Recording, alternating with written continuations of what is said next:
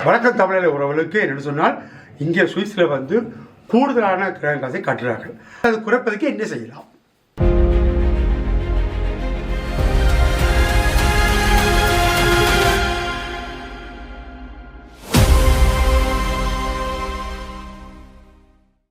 சுவிஸில் வந்து உங்களுக்கு தெரியும், இப்போ எல்லாரும் வந்து கிரகம் காசை வந்து கூட தான் கட்டுறாரு. ஒரு ஃபேமிலி மட்டும் தனிப்பட்ட ஆளுக்கே ஒரு வயசுக்கு மேலே வந்து கிட்டத்தட்ட தெரிஞ்சால் எனக்கு 40 வயசு முன்னா எல்லாருக்கும் ஏதாவது ஒரு வருத்தங்கள் வரும். அப்போ அப்படியே நாங்கள் வந்து கிரகம் காசு வந்து 500 550 600 கட்டுறேன்னு பார்த்துக்கிறேன்.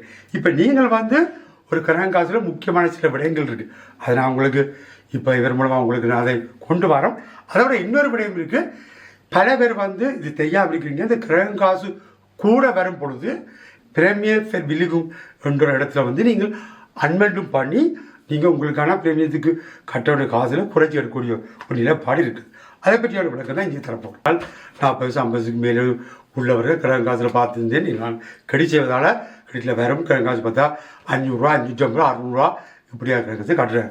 அதுக்கு பிள்ளைகள் 19 மேலே இருந்தால் கிட்டத்தட்ட அதையும் 2 பிள்ளைகள் இருந்தால் அதைக்கும் 500 அப்படி கிரகம் காசுலாம் வருகின்ற வந்தால் கிட்டத்தட்ட 2000 ஃப்ராங்கு மேலே கிரகம் காசை கட்டுறாங்க. அப்படியான நீங்கள் வந்து இங்கே வந்து பிரீமியம் ஃபேர் பில்லிங்குங்கிற இதில் வந்து நீங்கள் அன்மெண்ட் பண்ணி அங்கே இருந்து ஒரு குறிப்பிட்ட சிறு தொகையை நீங்கள் பெற்றுக்கொள்ளலாம்.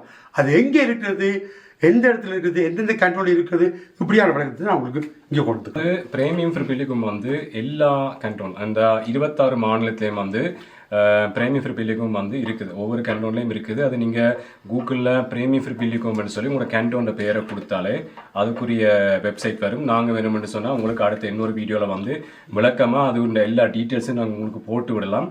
மற்றது முக்கியமாக வந்து இது வந்து உங்களோட உரிமை.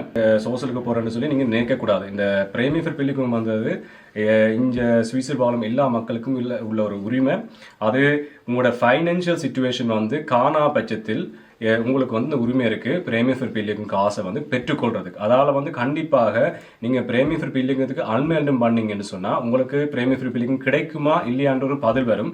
உங்களுக்கு கிடைக்கும் பட்சத்தில் வந்து உங்களோட பிரீமியம் வந்து குறையும். அப்படி கிடைக்காத பட்சத்தில் உங்களுக்கு ஒரு மெசேஜ் வரும், இல்லை உங்களோட சம்பளம் வந்து காணும், அதால் வந்து பிரீமியம் ஃபேர் பில்லிங் இல்லைன்னு சொன்னால் நீங்கள் ட்ரை பண்ணி பார்த்துட்டீங்க, அவ்வளவு தான். ஆனால் நீங்கள் ட்ரை பண்ணி பார்க்காட்டிக்கு நீங்கள் உங்களுக்கு கிடைக்கிற சலுகையில் அரசாங்கத்திலிருந்து கிடைக்கும் சலுகையில் வந்து நீங்கள் வந்து விட்டு கொடுக்குற மாதிரி போய்கொண்டிருக்கும். இப்போ நான் பல பேர் பார்த்துக்கிறேன், சில இடத்துல பார்த்துருந்தேன் கூடுதல் சம்பளம் எடுக்கிறதையும் அதை பெறுறார்கள். ஆகவே சிலரை பார்த்துருந்தேன் வந்திருந்தாலும் சொன்னார்கள், ஆனால் அது எங்கே இருக்குன்னு எனக்கு தெரியாது, எப்படி பெறுவங்களுக்கு தெரியாது, இப்படியான விடயங்களையும் சொல்லியிருந்தார்கள். நான் சில பேருக்கு என்ன கடிச்சு வரும்போது உங்களுக்கு பிரீமியம் ஃபேர் பில்லிங் இல்லையாண்டால் இல்லை, ஏன்னா நாங்கள் வந்து அன்மெல்டும் பண்ணவில்லை. உறவுகளே இது எங்கே இருக்குது அப்படின்றது வேணும்னா இந்தந்த கண்ட்ரோல்னு சொல்லுங்கள், நாங்கள் அந்த அட்ரஸை கீழே நாங்கள் போட்டு விடுறோம். அங்கே உங்களோட ஸ்டோர் இதை வந்து செய்து அங்கே அனுப்பப்படும். அது ஒரு ஃபார்மை நீங்கள் எடுக்கலாம். எப்படி ஃபார்ம் எடுக்கிற பற்றி வேணும்னா அடுத்த வீடியோவில் நாங்கள் உங்களுக்கு அதை உங்களுக்கு போடுறோம். ஆகவே இப்போ சொன்னது போல் பிரீமியம் பில்லிங்கம் வந்து சோஷல் இல்லை. சிலவர் சொல்லியிருந்தார்கள், ஆனால் அந்த காசு எடுத்தால் அது வந்து சோஷல் ஹெல்ப் பண்ணிருக்கும், எனக்கு சி கார்டு வராது, சுவிஸ் பாஸ் வராது. அதுக்கும் இதுக்கும் எந்த சம்பந்தம் இல்லை. சொல்கிற போல் நீங்கள் கிரகம் காசு உள்ளவர்கள் இந்த பிரீமியம் பில்லிங்கத்தை நீங்கள் எடுக்கலாம். இன்னொரு முக்கியமான விடயம் என்னன்னு சொன்னால், அந்த பிரீமியம் ஃபேர் பில்லிங்கும் எந்த அடிப்படையில் உங்களுக்கு வந்து கணக்கு பண்ணப்படுதுன்னு சொன்னால், உங்களோட வருமான வரி, அந்த வருமான வரி வருடாந்த வருமான வரியின் கணக்கின் அடிப்படையில் தான் உங்களுக்கு வந்து பிரீமியம் ஃபேர் பில்லிங் கிடைக்குமா இல்லையான்றது இருக்குது. அன்றைக்கு நீங்கள் நார்மலாக சி கார்டு உள்ளவர்கள் வந்து டேக்ஸ் ஃபார்ம் நிரப்புவாங்க, பி கார்டு இருக்கிறவர்கள் வந்து கொயிலன் ஸ்டோர் கட்டுவாங்க. அப்போ அந்த கணிப்பில் தான் அவங்க வந்து கணக்கு பண்ணுவாங்க உங்களுக்கு பிரீமியம் ஃபேர் பில்லிங்கும் கிடைக்குமா இல்லையாண்டு. இப்போ அந்த இடத்துல கூட நாங்கள் இப்போ உதாரணத்துக்கு கொயிலன் ஸ்டோர் நாங்கள் இன்னொரு வீடியோவில் இதை பற்றி சொல்லியிருந்தாங்க. கொயிலன் ஸ்டோர் வந்து உங்களுக்கு நீங்கள் கூட கட்டுற மாதிரி உங்களுக்கு தோணுனா அதுக்கு டேக்ஸ் ஃபார்ம் நிரப்பி உங்களோட டேக்ஸை குறைச்சாலும் உங்களுக்கு வந்து பிரீமியம் ஃபேர் பில்லிங்கும் பெற்றுக்கொள்ளக்கூடிய சந்தர்ப்பங்கள் உருவாகுது. ஒரு காலத்தில் வந்து 36,000 38,000 வருடாந்த டேக்ஸ் வருமானத்துக்கு உள்பட்டு இருந்தால் உங்களுக்கு பிரீமியம் ஃபேர் பில்லிங்கும் கிடைச்சுள்ளது.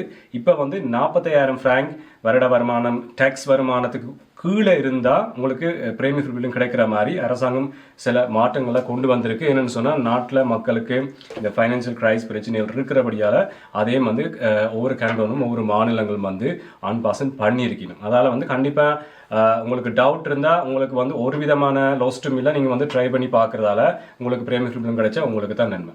இதே போல் சில இடங்களில் வந்து பிள்ளைகள் வந்து 19 வயசுக்கு மேலாயிட்டு அவர்கள் நேர செய்யணும் அப்படியானவர் என்றால் சிலவர் வந்து படித்து கொண்டிருக்காள் 25 வயசுல அவர்களுக்கும் கிடைப்பதாக நான் அறிந்திருந்தேன். ஆகவே உறவுகளே உங்களோட பிள்ளைகள் சில நேர சிறார்கள் குறைய சம்பளம் வந்தால் அவர்களும் இந்த கடன் காசு விடயத்தை பிரேமி பிள்ளையத்தை நீங்கள் எடுக்கலாம். இது பல பேருக்கு வந்திருக்கு.